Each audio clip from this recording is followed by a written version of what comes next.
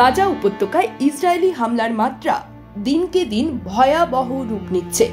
রক্তাক্ত এ যুদ্ধে বোমার ধাক্কায় আকাশে উড়ে যাওয়া মানুষের মরদেহের রোমহর্ষক দৃশ্য বিশ্বজুড়ে আলোড়ন তুলেছে।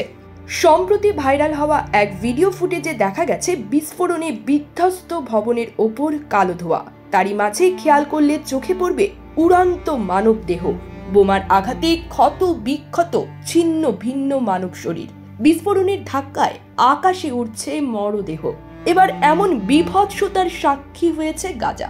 সেই রোমহর্ষক দৃশ্য ধরা পড়েছে স্থানীয় সাংবাদিকের ক্যামেরায়, যা ভাইরাল হয়েছে সামাজিক যোগাযোগ মাধ্যমে।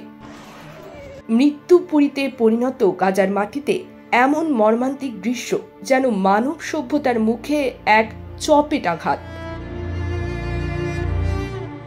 গত 24 ঘন্টায় ইসরায়েলের হামলায় গাজার বিভিন্ন এলাকায় নিহত হয়েছেন 60 ফিলিস্তিনি। আহতের সংখ্যা আরও বহুগুণ।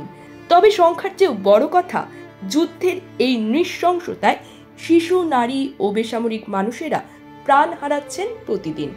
জাতিসংঘের তথ্য মতে গত 1.5 বছরে 17,000-এরও বেশি শিশু ইসরায়েলি হামলার শিকার হয়েছে। আন্তর্জাতিক সম্প্রদায়ের নিষ্ক্রিয়তায় গাজার মানুষের আর্তনাদ যেন মহাশূন্যে হারিয়ে যাচ্ছে।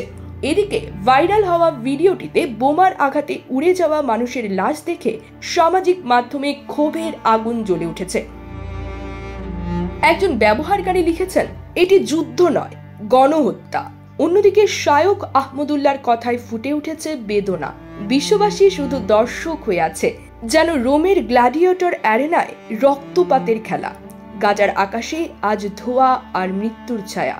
কি উত্তর দেবে মানবতা? News desk, UKBD Times.